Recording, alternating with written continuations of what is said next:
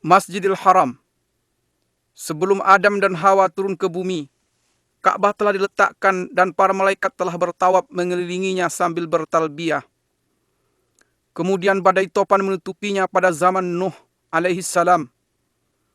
Tatkala yang maha tinggi dan kuasa menghendaki manusia kembali kepada cahaya kebenaran, dia perintahkan Nabi Ibrahim alaihi salam untuk membawa istri beliau Hajar beserta putra beliau Ismail yang masih menyusuh ke lembah kosong yang kering dari air dan buah-buahan.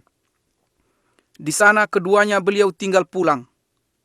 Sesampai di jalan beliau berdoa kepada Allah, "Wahai Rabb kami, sesungguhnya aku telah menempatkan sebahagian keturunanku di lembah yang tidak mempunyai tanam-tanaman di dekat rumah Engkau, Baitullah, yang dihormati.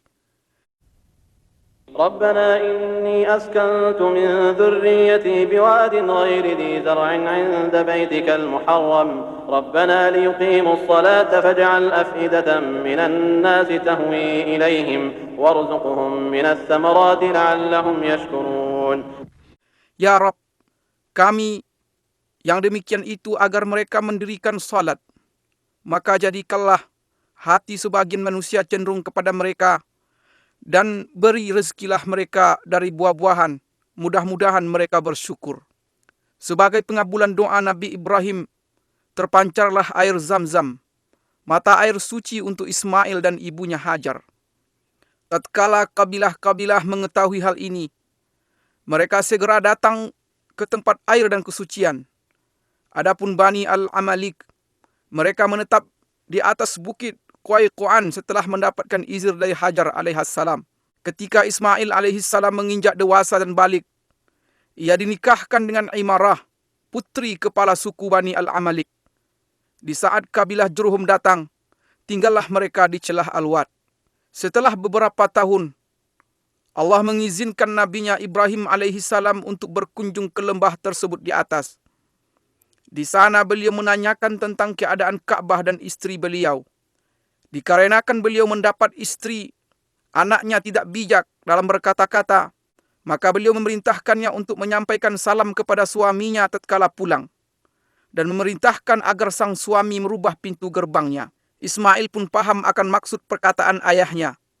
Lantas beliau ceraikan wanita tersebut.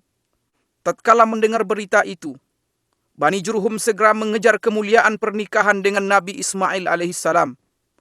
Dari pasangan inilah akhirnya terlahir kabilah-kabilah Arab yang paling terpandang. Allah menunjukkan kepada Nabi Ibrahim alaihissalam tempat didirikannya Ka'bah dan menentukan sudut-sudutnya.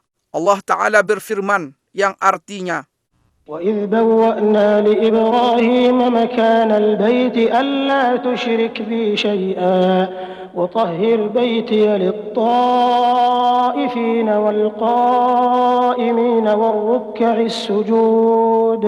Dan ingatlah ketika kami memberikan tempat kepada Ibrahim di tempat Baitullah dengan mengatakan, janganlah kamu menyekutukan sesuatu pun dengan aku, dan sucikanlah rumahku ini bagi orang-orang yang tawaf, orang-orang yang beribadat, serta orang-orang yang ruku dan sujud. Nabi Ibrahim dan Nabi Ismail alaihimassalam pun segera memperjelas batas-batas Ka'bah, mensucikan tempatnya dan mendirikan bangunan Ka'bah dari sudut Aswad ke rukun Syamali utara, di mana terletak Hajar Aswad sepanjang 32 hasta, dan dari rukun Yamani ke Hajar Aswad sepanjang 20 hasta dengan tinggi 7 hasta. Kemudian keduanya meletakkan Hajar Aswad pada tempatnya dan melakukan tawaf dengan berkeliling 7 putaran. Lantas mereka mulai mengajak manusia ke rumah pusaka ini untuk beribadah kepada Allah dan mensucikan diri dari dosa-dosa dunia. Jatuh hatilah umat manusia ke rumah Allah Baitullah ini dan mereka berlomba-lomba untuk mengunjunginya. Allah Ta'ala berfirman yang artinya, وَأَذِّن فِي النَّاسِ بِالْحَجِّ يَأْتُوكَ رِجَالًا وَعَلَى كُلِّ ضَامِرٍ يَأْتِينَ مِنْ كُلِّ فَجٍّ عَمِيقٍ.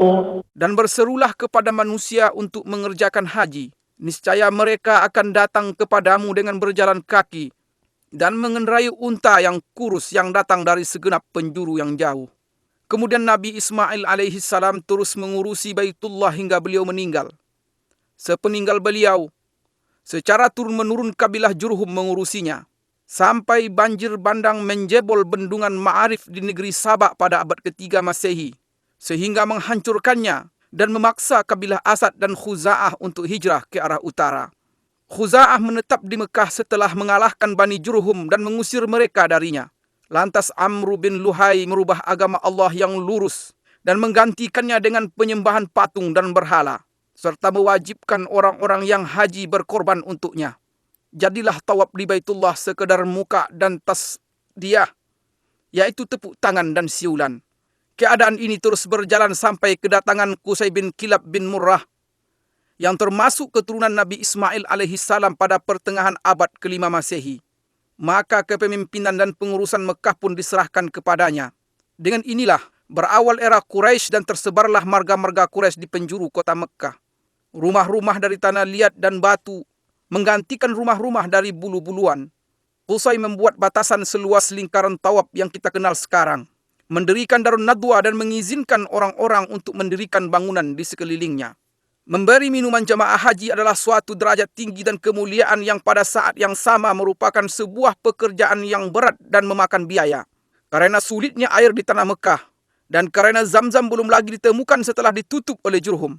Seiring dengan semakin banyaknya jemaah haji dan semakin bergairahnya roda perekonomian, masalah kurangnya air menjadi perhatian utama setiap orang yang memerintah Mekah setelah Qusay. Abdul Muttalib berpikir tentang sumur Zamzam yang banyak diriwayatkan dalam berbagai berita. Ia terus berusaha mencari tempatnya sampai ia melihat dalam mimpinya orang yang memanggil, menunjukkan tempatnya dan memerintahkan penggaliannya. Maka Allah tunjukkan posisi sumur. Dan bersamaan dengan hal ini banyak kafilah haji dan dagang yang bersegera mendatanginya, sehingga Mekah pun menjadi Ummul Qura, artinya induk desa-desa, dan pusat perdagangan yang tak tertandingi. Mekah menjadi titik temu jalur perdagangan antara Yaman dan Habsyah, Ethiopia dan sekitarnya di sebelah selatan, Persia dan Romawi di sebelah utara, India di sebelah timur, Mesir dan Afrika di sebelah barat.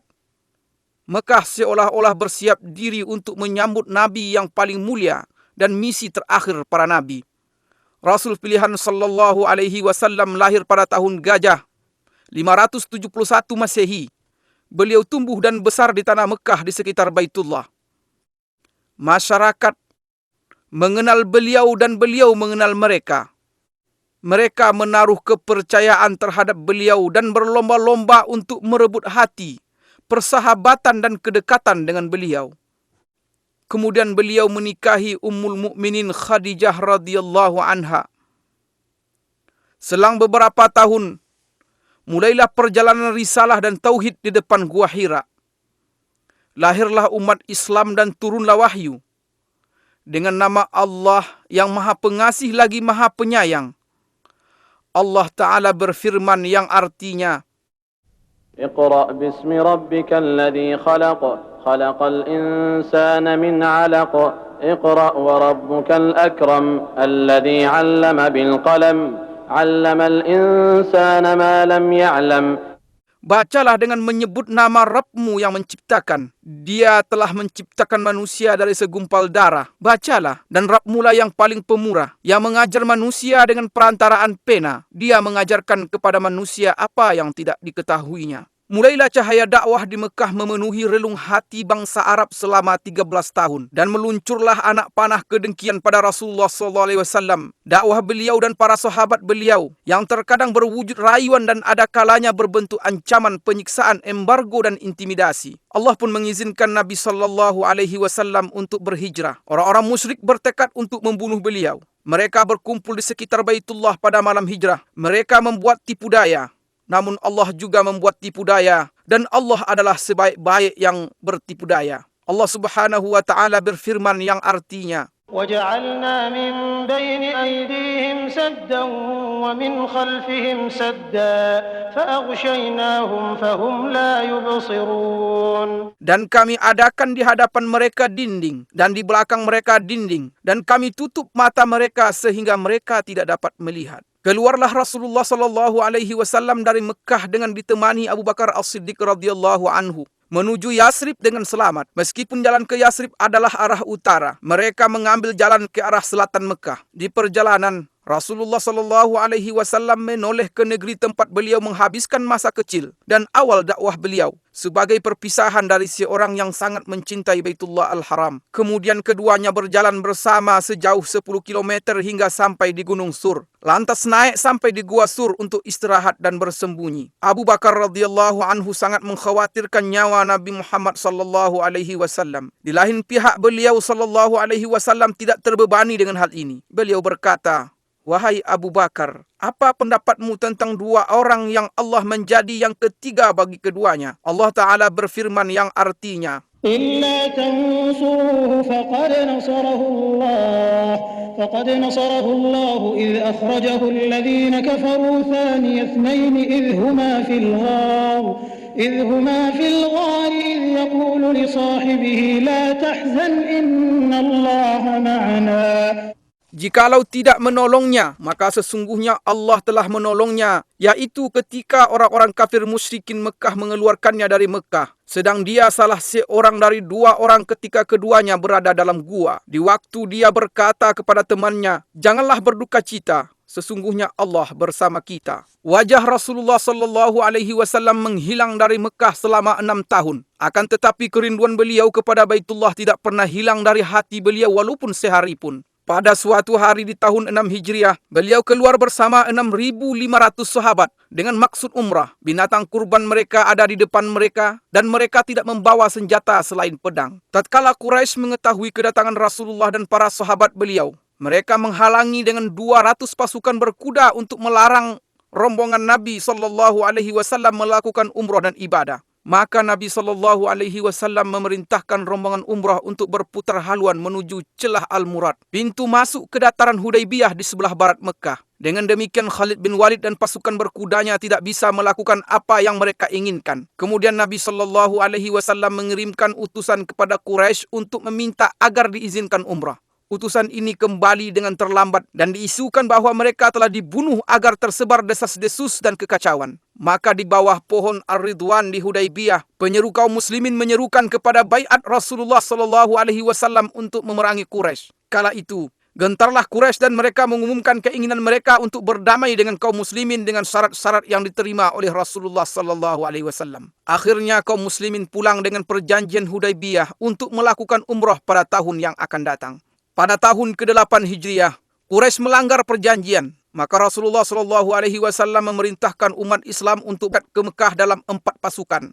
1 pasukan pembuka, 1 pasukan berputar dari arah bawah Mekah di sekitar Jabal Umar. Pasukan ketiga masuk dari arah barat melalui puncak Bukit Uaikan. Dan yang keempat berjalan sejajar dengan Jabal Hindi. Rasulullah SAW memerintahkan pemasangan bendera perang di perbatasan arah depan Masjidil Haram. Akan tetapi penaklukan Mekah berakhir tanpa perang dan Mekah pun kembali aman. Kembalilah para ahli ibadah melakukan rutinitasnya di Baitullah dan kembalilah generasi tauhid di Mekah. Patung dan berhala kesyirikan tumbang di segenap penjuru Mekah. Mulai saat itu Mekah masih terus merasakan nikmat bendera tauhid La ilaha illallah Muhammad Rasulullah. Kemudian dilakukan lagi pembatasan tanah haram Mekah sebagaimana telah dilakukan oleh Nabi Ibrahim alaihissalam atas petunjuk Jibril alaihissalam. Sampai saat ini batas-batas ini masih jelas ditandai dengan tanda yang tidak boleh dimasuki oleh selain Muslim. Batas-batas ini adalah 1. Tan'im yang terletak 6 km dari utara Mekah. Kedua, Wadi Nakhlah yang terletak di sebelah timur laut Mekah sejauh 14 km. Ketiga, Adha, letaknya 12 km dari arah selatan Mekah. Keempat, Sumaisi yang merupakan batas tanah haram di sebelah barat dan terpisah dari Mekah sejauh 15 km. Di dalam Al-Quranul Karim, Mekah Al-Mukarramah disebut di beberapa ayat dengan nama yang berbeda-beda. Di antara nama-nama ini adalah 1. Al-Baladul Haram, artinya tanah haram. Allah Subhanahu wa taala berfirman yang artinya, "Aku hanya diperintahkan untuk menyembah Rabb negeri ini yang telah menjadikannya haram dan kepunyaannya lah segala sesuatu." Kedua, Ummul Qura, artinya induk desa-desa. Allah Subhanahu wa taala berfirman yang artinya, dan ini Al-Quran adalah kitab yang telah kami turunkan yang diberkahi, membenarkan kitab-kitab yang diturunkan sebelumnya, dan agar kamu memberi peringatan kepada penduduk Ummul Qura. Yang ketiga, Al-Baladul Amin, artinya kota yang aman. Allah Subhanahu wa taala berfirman yang artinya, demi buah tin dan buah zaitun, dan demi bukit Sinai, dan demi bukit Sinai, dan demi kota Mekah ini yang aman. Yang keempat, Ma'ad, artinya tempat kembali. Allah Subhanahu wa taala berfirman yang artinya, sesungguhnya yang mewajibkan atasmu melaksanakan hukum-hukum Al-Quran benar-benar akan mengembalikan kamu ke tempat kembali. Yang kelima, Mekah. Allah Subhanahu wa taala berfirman yang artinya, dan dialah yang menahan tangan mereka dari membinasakan kamu dan menahan tangan kamu dari membinasakan mereka di tengah kota Mekah. Yang keenam, Bakkah. Allah Subhanahu wa taala berfirman yang artinya, sesungguhnya rumah yang mula-mula dibangun untuk tempat beribadah manusia ialah Baitullah yang di Bakkah, yang diberkahi dan menjadi petunjuk bagi semua manusia. Mekah pada awal era Saudi adalah percontohan untuk seni penataan kota di mana gang-gangnya yang sempit bertemu di Masjidil Haram yang merupakan jantung dan ruhnya. Orang yang memperhatikan bisa dengan mudah menemukan pengaruh faktor cuaca terhadap penampilan Mekah Al-Mukarramah, dan bentuknya yang sesuai dengan bentuk lembah serta lereng gunung yang berdiri di atasnya, yang merupakan perpanjangan dari lembah Ibrahim, Tua, Fatah, dan bagian atas dari Wadi Muhassir. Kemudian, hubungan langsung antara cuaca dan arsitektur bangunan di Mekah tampak dengan jelas. Udara Mekah panas dan kering di sebagian besar musim. Derajat panasnya berkisar antara 30 hingga 45 derajat. Karenanya, jalan-jalan dibuat sempit meskipun gedung-gedungnya menjulang tinggi, agar orang-orang bisa berlindung di balik bayang-bayangnya sepanjang hari. Perluasan pertama Masjidil Haram dilakukan oleh Khalifah Umar bin Khattab pada tahun 17 Hijriah. Selanjutnya Utsman bin Affan pada tahun 18 Hijriah. Kemudian berturut-turut berbagai perluasan dan renovasi pada zaman yang berbeda-beda oleh Banu Umayyah, Bani Abbasiyah, Turki Utsmani, dan dinasti Saudi. Perluasan Saudi yang diumumkan oleh Raja Abdul Aziz Al Saud pada tahun 1368 Hijriah adalah peristiwa terpenting selama ini, karena berlangsung selama 20 tahun dan luas Masjidil Haram bertambah menjadi 160.000 meter persegi setelah sebelumnya tidak melebihi 19.000 meter persegi. Masjid terdiri dari 2 lantai yang dilapisi marmer luar dalam. Semua bagian perluasan Turki Utsmani yang lama direnovasi dan disatukan dengan perluasan yang baru. Lingkaran tawaf diperluas sebesar 300% dari luasnya yang lama dan dilapisi dengan marmer putih yang tidak menyerap panas. Pintu-pintu masuk sumur Zam-Zam dipindahkan dan pintu Ka'bah yang mulia diganti dengan pintu berlapiskan emas murni yang beratnya mencapai 286 kg. Perluasan juga mencakup Mas'a di antara Safa dan Marwah yang dibangun 2 tingkat. Pelayan 2 tanah haram Raja Fahad bin Abdul Aziz menambahkan beberapa tambahan penting dalam perluasan ini, yang mencakup pembangunan 6 jembatan di Mas'a dan sejumlah tangga listrik bergerak yang digunakan untuk naik ke tingkat atas. Juga perbaikan bagian atas masjid agar bisa digunakan untuk solat dalam keadaan darurat. Pada masa ini, di mana jumlah umat Islam mencapai 1 miliar jiwa dan transportasi begitu mudah bagi jutaan di antara mereka, perluasan Masjidil Haram dan Masjid Nabawi memiliki arti penting yang tidak ada tandingannya sepanjang sejarah. Perluasan yang dilakukan pelayan 2 tanah haram Raja Fahad bin Abdul Aziz adalah jawaban langsung dalam menyambut jumlah jamaah haji yang terus bertambah.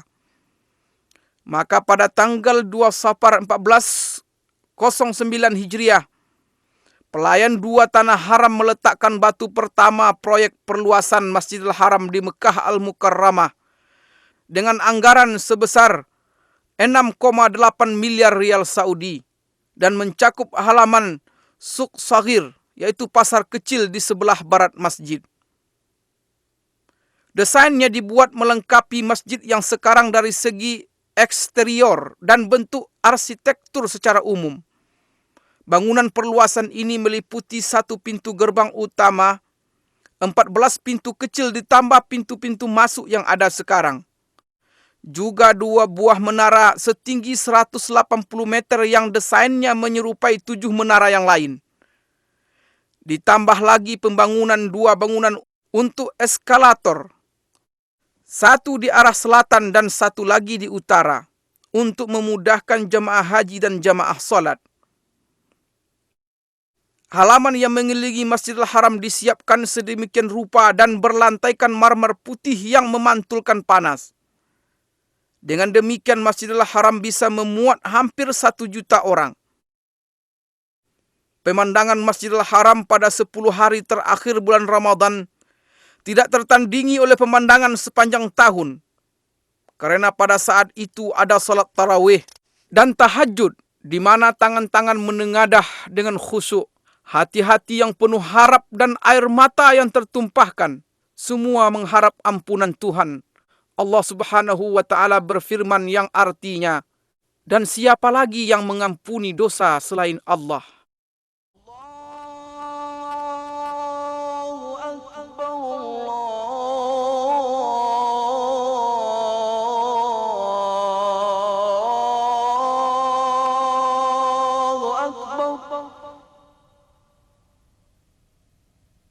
أشهد أن لا إله إلا الله.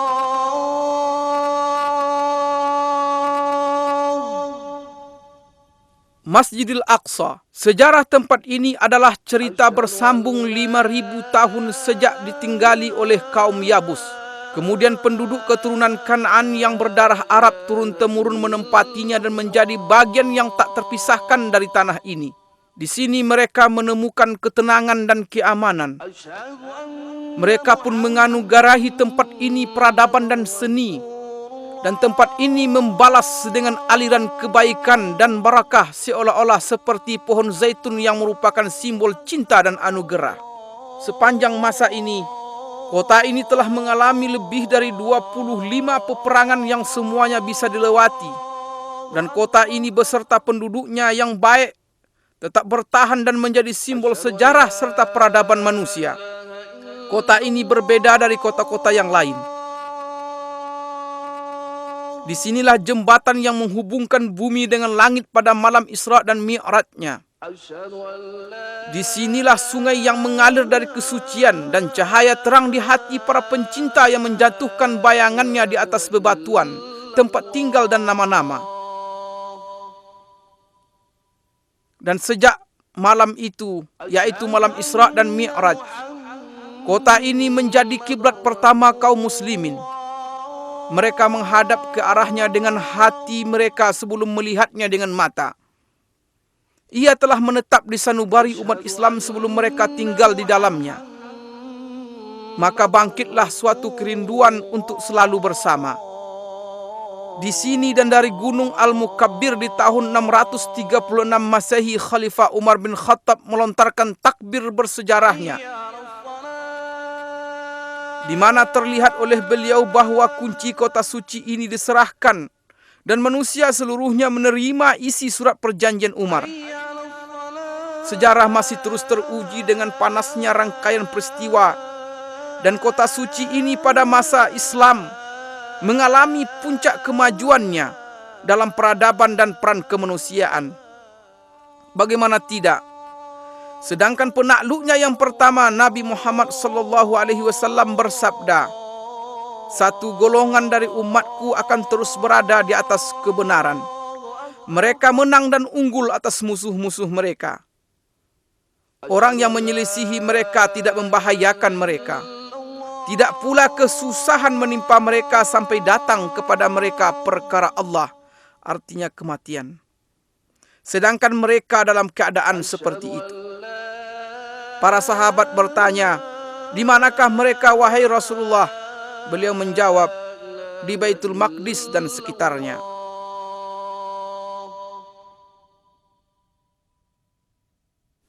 Al-Aqsa atau Tanah Kudus yang mulia, luasnya mencapai 146 dan ini mencakup semua bagian yang terletak di dalam pagar Masjidil Aqsa yang diberkahi. Di dalamnya terdapat banyak jalanan dan tenda-tenda yang didirikan oleh para raja dan gubernur, serta banyak jalan air, dan yang paling terkenal jalan air Qaitbay, serta lebih dari 25 sumur air tawar. Ini adalah Masjidil Aqsa yang dirancang oleh Khalifah Umar bin Khattab. Adapun dengan bentuknya yang sekarang, Masjidil Aqsa dibangun oleh Khalifah Abdul Malik bin Marwan dan diselesaikan oleh putranya Khalifah Al-Walid bin Abdul Malik pada tahun 705 Masehi. Dahulu, Masjidil Aqsa diterangi dengan 1.700 lampu. Orang-orang yang tak bisa mengunjunginya mengirimkan minyak untuk menghidupkan lampu-lampu ini.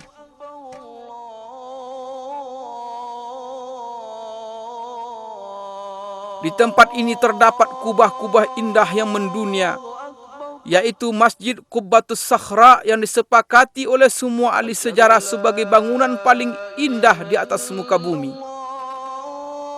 Pembangunannya diawasi oleh dua insinyur Palestina, Raja bin Haya dari Baisan dan Yazid bin Salam dari Al-Qudus, Yerusalem pada tahun 691 Masehi di masa pemerintahan Khalifah Abdul Malik bin Marwan. Dan tangan-tangan terampil telah mengukir surat Yasin yang merupakan jantung Al-Quran di jantung Palestina yang terus berdetak dengan tauhid sepanjang zaman.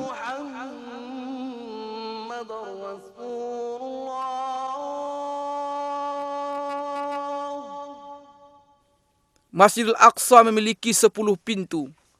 Dan kota Al-Qudus yang sekarang disebut dengan Al-Baldah Al-Qadimah, artinya kota lama, memiliki 7 pintu. Ini di luar beberapa pintu masjid dan pintu kota yang ditutup. Pagar kota Al-Qudus yang bersejarah telah dicoba diruntuhkan lebih dari 17 kali, namun selalu bisa segera tegak kembali.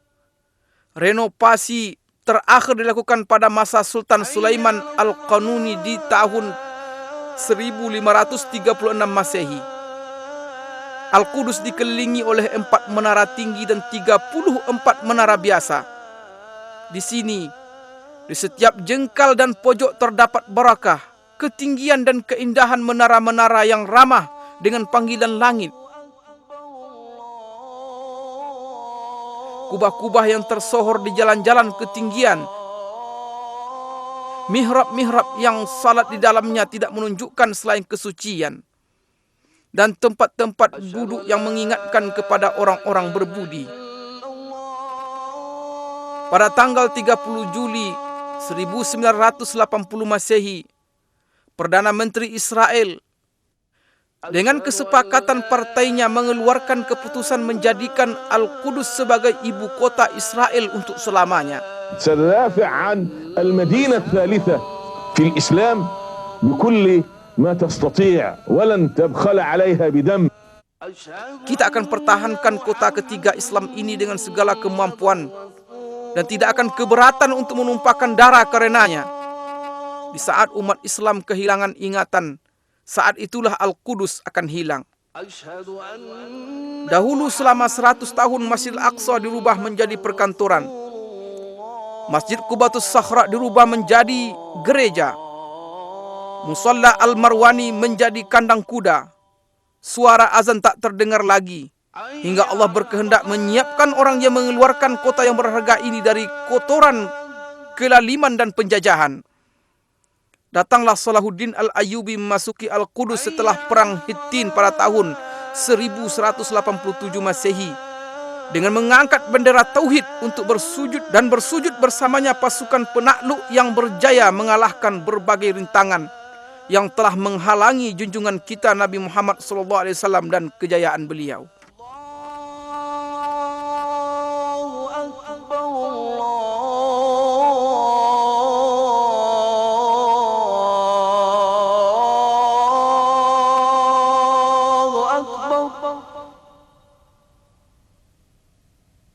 Asyhadu an la ilaha illallah.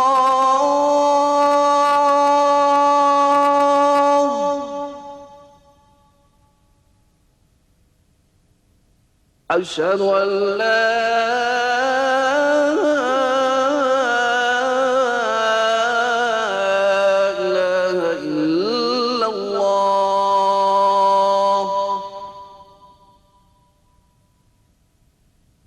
أشهد أن محمد رسول الله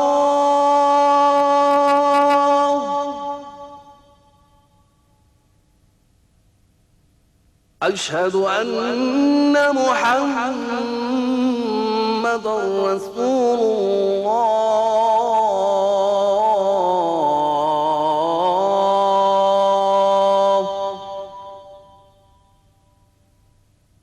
حي على الصلاة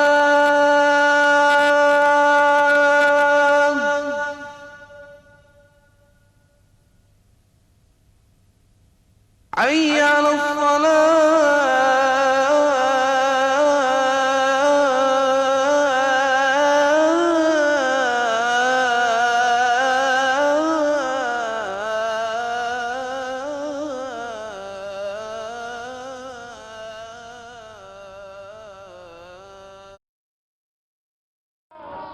Kota Madinah di antara sejarah dan kemajuan.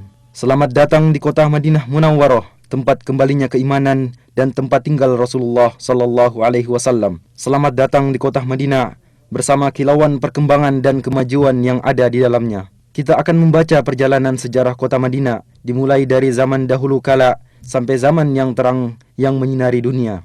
Nun jauh di sana, di masa generasi keempat dari keturunan Rasulullah Nuh alaihi salam, sebuah gerombolan dari negeri Babil keluar untuk mencari tempat pemukiman baru, yang pada akhirnya mereka mendapatkan sebuah lahan subur yang terlindung oleh gunung-gunung dan bebatuan gunung berapi yang ada di sekitarnya. Kemudian mereka menetap di tempat itu. Kemudian mereka membangun sebuah perkampungan kecil yang dinamakan dengan nama pemimpin mereka, Yathrib. Maka berkembanglah Yathrib.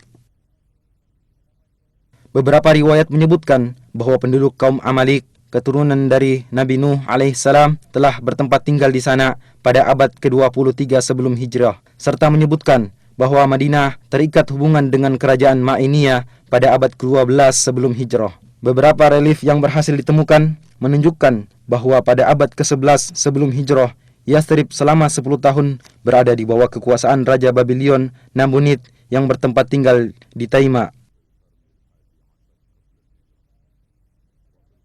Dan pada abad ke-5 sebelum hijrah, kaum Yahudi yang telah diporak-porandakan oleh Romawi berdatangan ke sana. Dan pada abad ke-3 sebelum hijrah, suku Aus dan Khazraj pada berdatangan dari Yaman dan juga ikut menetap di Yathrib. Dan sepanjang abad yang lalu, berdatangan pula beberapa suku yang berdekatan, baik dengan berombongan ataupun secara perorangan. Maka terbentuklah sebuah masyarakat yang beraneka ragam, sebuah masyarakat petani yang ulet. Perkebunan kurma, ladang sayuran, dan buah-buahan mulai tersebar di seluruh penjuru Yathrib.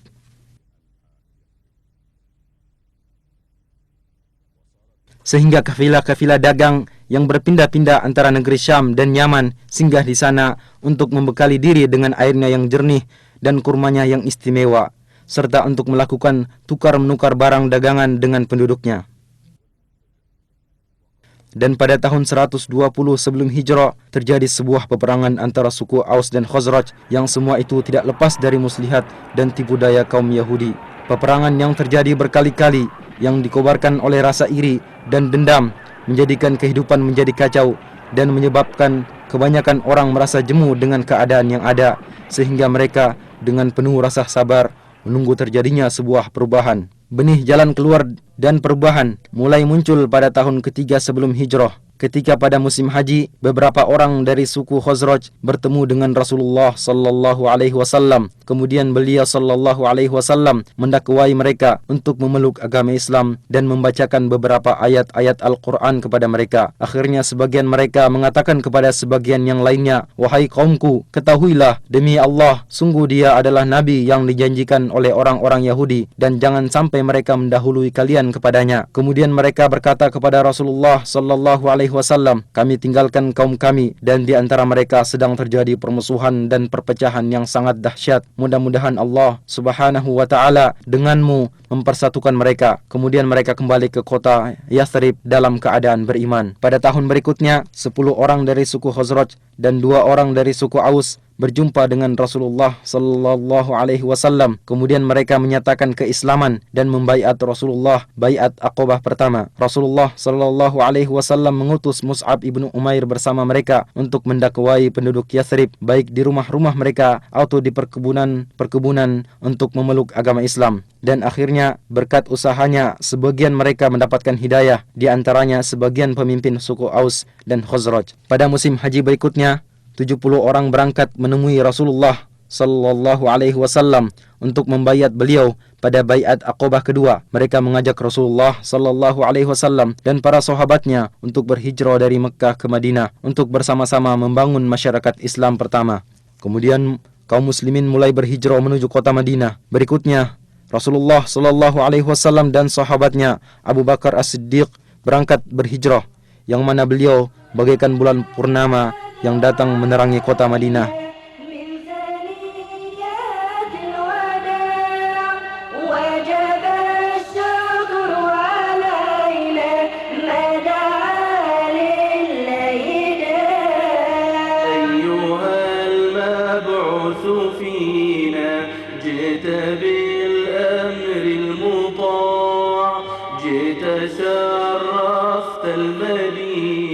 Dan mulailah perubahan besar dalam sejarah. Segala sesuatu berubah. Namanya berubah dari Yathrib menjadi Madinah. Di samping itu, dia juga masih memiliki nama-nama lain yang menunjukkan akan kedudukannya yang agung, seperti Thayyibah, Tobah, dan Ad-Dar. Keyakinan manusia berubah dari pengagungan terhadap berhala menjadi Islam. Masjid Nabawi menjadi pusat bimbingan dan pemerintahan. Pasukan-pasukan perang dikirim untuk memberantas kesyirikan dan menegakkan kalimat tauhid.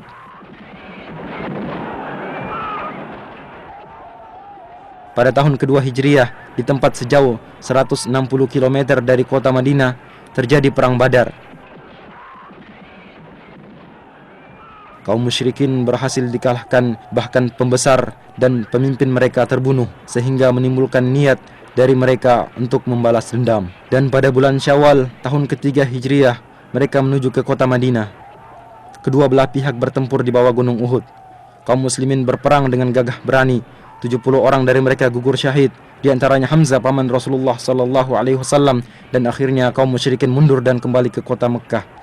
Dan pengiriman pasukan dan peperangan yang terus-menerus menyebabkan kaum musyrikin tersakiti, sehingga suku Quraisy bersekutu dengan suku musyrikin lainnya, dan pada tahun kelima Hijriyah mereka kembali berangkat menuju ke kota Madinah dengan harapan mampu menghancurkan masyarakat Islam.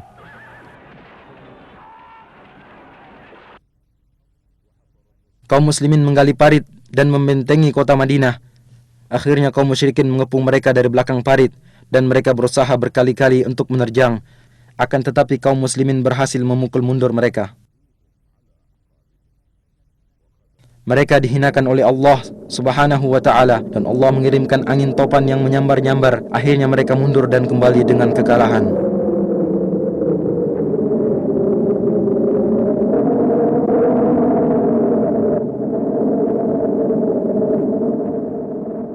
Sepanjang masa Nabi sallallahu alaihi wasallam, kemudian zaman Khulafaur Rasyidin, Madinah merupakan ibu kota negara Islam yang luas.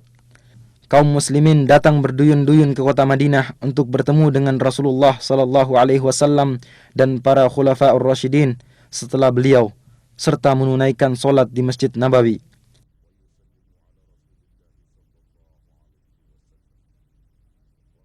Bersamaan dengan bertambahnya masyarakat Islam, maka dirasakan perlunya perluasan Masjid Nabawi. Pada tahun ke-7 Hijriyah, Rasulullah sallallahu alaihi wasallam melakukan perluasan masjid untuk pertama kalinya. Kemudian pada tahun ke-17 Hijriyah, Khalifah Umar ibn Khattab melakukan perluasan dengan merenovasi bangunan seperti bentuknya semula.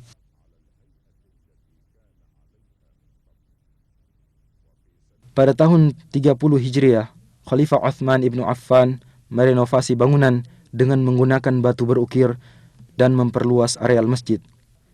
Dan di Masjid Nabawi diatur pasukan-pasukan untuk berdakwah dan membuka wilayah. Maka agama Allah menyebar di segenap penjuru Jazirah Arab dan di Syam, Irak, Mesir, serta bagian utara benua Afrika.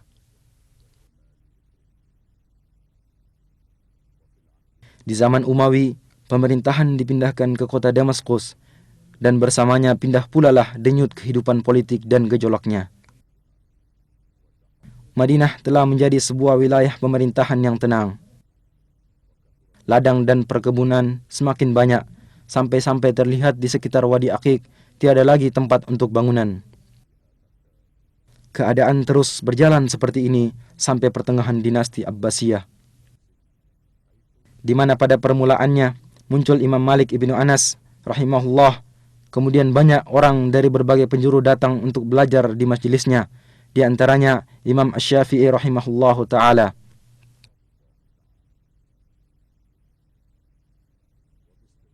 Dengan pengecualian fitnah dan gejolak yang terjadi pada abad pertama dan kedua, Madinah adalah sebuah kota yang tentram dan penuh dengan nuansa ilmu. Kaum muslimin berbondong-bondong datang ke kota Madinah untuk menunaikan solat di Masjid Nabawi.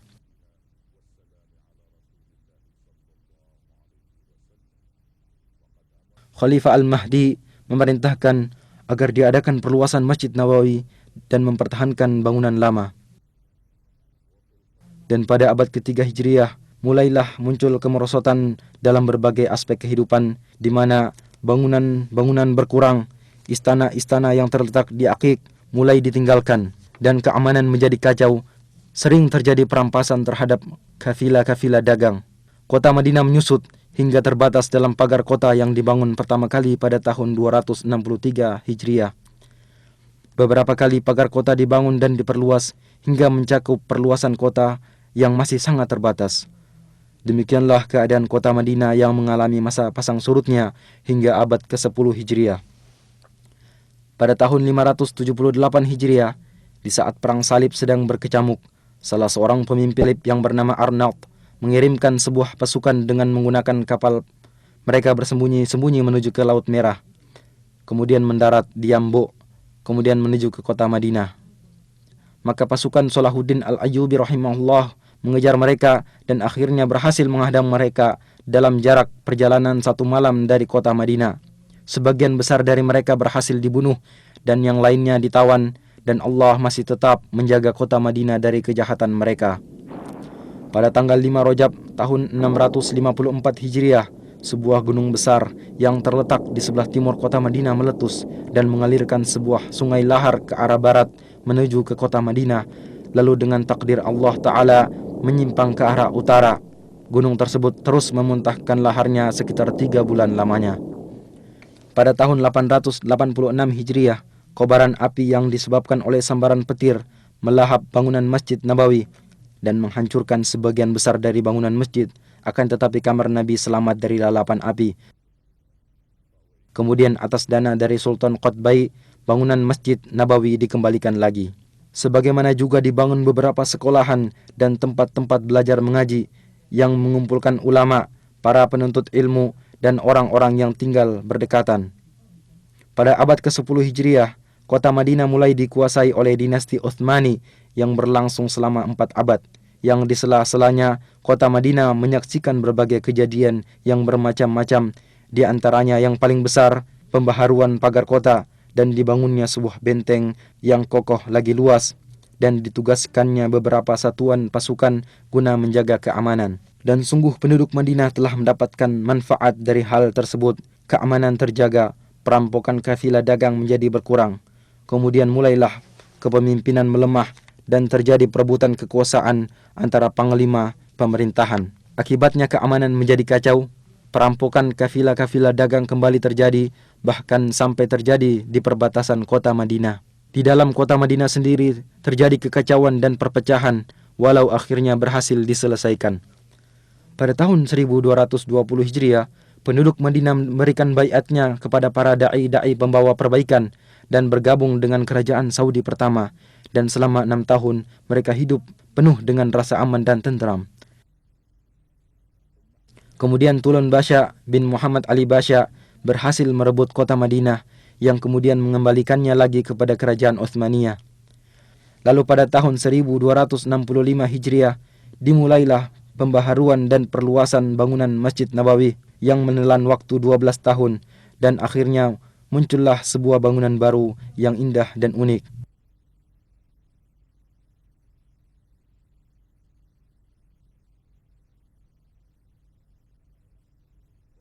Pada tahun 1318 Hijriah, kota Madinah dihubungkan dengan kota Istanbul melalui sebuah stasiun radio yang besar dan kuat, serta mampu berhubungan dengan stasiun-stasiun radio lainnya. Dan pada tahun 1326 Hijriah, selesai dibangun jalur rel kereta api yang membentang dari kota Damaskus sampai ke kota Madinah, sehingga mengakibatkan terjadinya perubahan besar dalam kehidupan ekonomi, sosial, dan pembangunan. Jumlah penduduk meningkat dari 10.000 menjadi 80.000. Kegiatan dagang berkembang pesat dan kekayaan melimpah.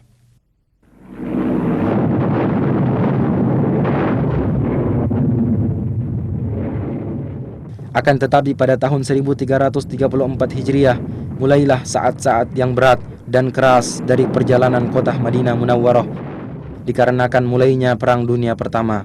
Pemimpin pasukan Utsmaniyah Fakhri Pasha mengerahkan pasukan dalam jumlah besar di dalam kota Madinah dan di sekitarnya, serta membangun benteng-benteng di sekelilingnya. Pasukan Asy-Syarif Hussein beserta sekutunya mengadakan perlawanan guna menguasai kota Madinah dan membujuk penduduk Madinah untuk keluar dari Madinah, dan sebagian besar dari yang tersisa dipaksa untuk berhijrah, sehingga rumah-rumah dan perkampungan menjadi kosong dari penghuninya. Selama 3 tahun, orang-orang yang masih menetap tinggal di dalamnya diblokade, sehingga mereka mengalami kelaparan dan kekurangan pangan. Penderitaan ini berhenti dengan runtuhnya dinasti Utsmaniyah dan keluarnya pasukan Utsmaniyah dari kota Madinah pada tahun 1337 Hijriah. Dan orang-orang Bani Hashim menerima tampuk kepemimpinan atas kota Madinah. Maka selang beberapa waktu, kota Madinah kembali memulai sebagian gerak kehidupannya. Madinah menjadi sebuah negeri yang kecil, penduduknya tidak lebih dari 15.000 jiwa. Kemudian muncul kembali kekacauan dan perpecahan, serta kepemimpinan mulai melemah, terutama setelah terjadi bentrokan antara orang-orang Bani Hashim dengan pasukan kerajaan Saudi di tempat yang jaraknya tidak seberapa jauh dari kota Madinah. Jalan satu-satunya untuk keluar dari penderitaan adalah jalan At-Tauhid, jalan yang dipimpin oleh Raja Abdul Aziz Ibnu Abdurrahman Ali Saud, serta menyatukan kekuatan negeri yang terpisah-pisah di bawah sebuah kerajaan yang besar dan kuat. Dan pada tanggal 19 bulan Jumadil Ula tahun 1344 Hijriah, utusan dari kota Madinah mengumandangkan baiat kepada Raja Abdul Aziz. Maka ini adalah titik awal dari perjalanan baru dan kejayaan dari sejarah kota Al-Madinah Al-Munawwarah zaman sekarang, masa-masa tentram, kemajuan serta keberhasilan. Pada tanggal 23 bulan Rabiul Awal tahun 1345 Hijriah, Raja Abdul Aziz berkunjung ke Madinah dan bertatap muka dengan penduduk dan utusan-utusan dari kabilah-kabilah yang berdekatan. Dan pada tahun 1370 Hijriah, Raja Abdul Aziz memerintahkan untuk diadakan perluasan Saudi pertama. Maka dibelilah tanah-tanah di sekitar masjid dan serambi bagian utara dihancurkan. Kemudian dibangun kembali dan masjid diperluas lebih dari 6.000 meter persegi.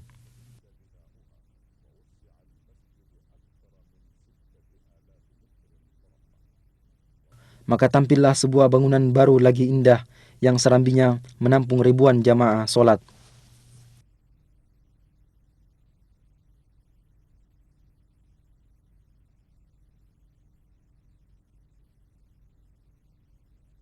Pembangunan mencakup areal yang luas, sehingga luas kota Madinah menjadi berlipat ganda.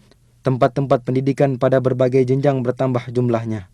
Dan pada tahun 1381 Hijriah, dibukalah Universitas Islam Madinah dan mulai menerima anak-anak berbagai negeri Islam dalam jumlah yang cukup banyak guna belajar ilmu-ilmu Islam dan bahasa Arab di sana.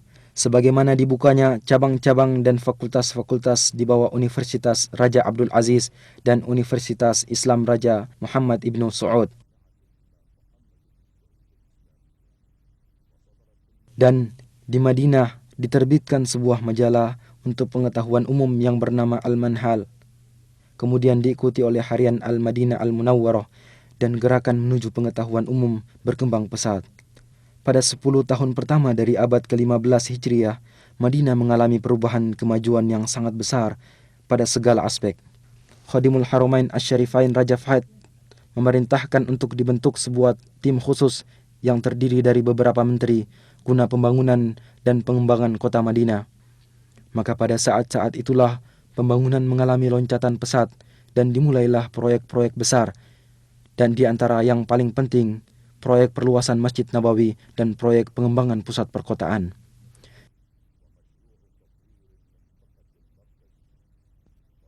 Dan pada tanggal 15 bulan Safar tahun 1405 Hijriah, Khadimul Haramain Asy-Syarifain meletakkan batu pertama untuk proyek tersebut, maka dimulailah pekerjaan pembangunan besar ini.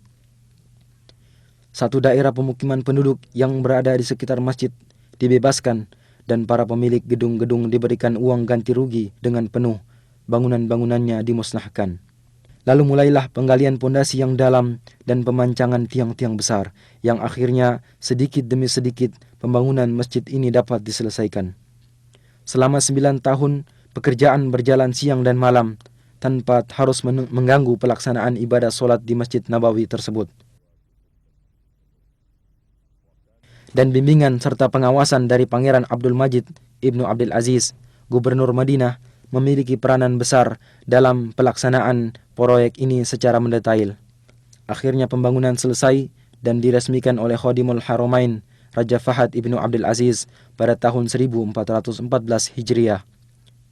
Bentuk pembangunan baru ini adalah dengan memperluas bangunan lama sebesar 73.000 meter persegi. Adapun atapnya dirancang sedemikian rupa agar serambi dan ruangannya mampu menampung ribuan jamaah solat. Kemudian di bawah pelataran dibangunlah tempat parkir bagi kendaraan yang mampu menampung 5.000 kendaraan roda 4. Dan di tempat yang terletak sejauh 7 km dari masjid juga dibangun sebuah pusat pendingin udara, di mana melalui pipa besar udara dingin dihantarkan ke Masjid Nabawi. Sungguh Masjid Nabawi telah menjadi sebuah bangunan yang istimewa, di mana di dalamnya para peziarah akan menikmati saat-saat beribadah yang tenang dan menyenangkan. ذلك فضل الله يؤتيه من يشاء والله ذو الفضل العظيم. Sebuah proyek besar lain, yaitu proyek pengembangan pusat kota, mengiringi perluasan Masjid Nabawi ini. Proyek ini dirancang dengan cermat dan terpadu, dan luasnya mencakup 2,5 juta meter persegi, separuhnya untuk bangunan dan separuh lainnya untuk pertamanan, jalan, trotoar, kuburan baki, dan tempat-tempat pelayanan. Dan dengan cepat telah bermunculan pula komplek-komplek besar untuk perumahan dan pertokoan yang masing-masing bangunan terdiri dari ratusan apartemen dan kamar penginapan serta ratusan pertokoan yang dibangun dengan desain terbaru. Demikianlah seakan-akan sebuah kota yang dibangun dengan rancangan arsitek dan peralatan modern mengitari Masjid Nabawi. Setiap orang akan merasakan kehidupan yang menyenangkan dan pelayanan yang lengkap.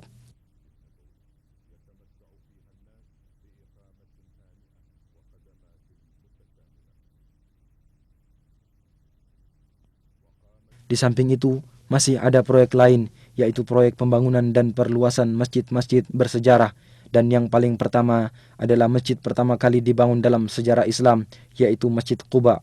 Maka Masjid Quba dihancurkan, kemudian dibangun bangunan Masjid Quba yang baru dengan tetap mempertahankan arsitekturnya yang asli.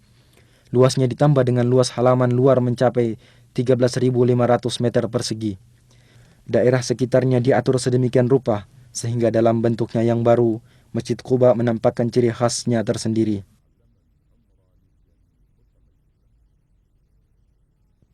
مسجد أسس على التقوى من أول يوم أحق أن تقوم فيه رجال يحبون أن يتطهروا والله يحب المطهرين. Dan di pintu gerbang masuk kota Madinah, tepatnya di daerah Dzul Khulaifah, terletak sebuah masjid kecil tua dan bersejarah, yaitu Masjid Miqat, tempat orang yang hendak haji atau umroh berihram. Khadimul Haramain Asy-Syarifain memerintahkan agar masjid tersebut diperbaharui dan diperluas. Maka dibangunlah masjid tersebut agar menjadi tempat ibadah sekaligus terminal yang lengkap bagi orang-orang yang hendak bepergian keluar kota Madinah. Luasnya mencapai 90.000 meter persegi, mencakup sebuah masjid yang mampu menampung 5.000 jamaah solat serta tempat-tempat pelayanan ihram.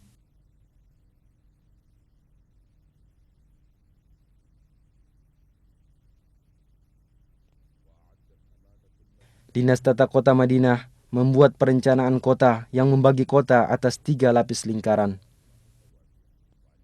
Pada setiap perkampungan dibangun taman-taman agar Madinah tetap subur dan hijau. Keanggunan model yang melengkapi keagungan isi akan semakin menampakkan norma-norma keimanan yang diemban oleh kota ini sepanjang sejarah. Sementara itu, orang yang bertempat tinggal di dalamnya atau berziarah ke sana akan mendapatkan manisnya iman, tempat tinggal yang tenteram, serta ketenangan jiwa. Dan di antara tanda-tanda kemajuan yang menunjukkan akan ciri khas kepribadian sejarah serta norma-norma keimanan Madinah Munawwarah, percetakan kitab suci Al-Quran, markaz ilmu dan percetakan terbesar di dunia yang dikhususkan untuk pelayanan Al-Quranul Karim. Tergabung di dalam percetakan ini sejumlah ulama, cendekiawan dan ahli qiraat, yaitu ahli baca Al-Quran yang bertugas mengoreksi penulisan kitab Allah, Al-Quranul Karim. Sementara itu, percetakan dilengkapi dengan alat-alat cetak termodern dan bertugas mencetak kitab suci Al-Quran beserta terjemahannya dalam berbagai bahasa umat Islam. Percetakan juga menyiapkan studio khusus untuk rekaman serta kaset dan piringan hitam untuk merekam bacaan Al-Quran. Percetakan ini sampai sekarang telah mempersembahkan lebih dari 130 juta mushaf Al-Quran beserta terjemahannya dalam berbagai ukuran. Sebagaimana telah mempersembahkan berjuta-juta kaset rekaman bacaan Al-Quran yang berbeda-beda serta membagikannya ke segala penjuru dunia dalam rangka mengemban misi pertama Islam yang dibawa oleh Al-Madinah Al-Munawwarah pada zaman Nabi, serta agar mengingatkan kita akan tugas agung yang diemban oleh sahabat di zaman Abu Bakar As-Siddiq, kemudian Uthman ibn Affan radhiyallahu anhuma, yaitu pengumpulan Al-Quran Karim serta penyatuan naskah dan penulisannya serta membagikannya kepada masyarakat Islam waktu itu.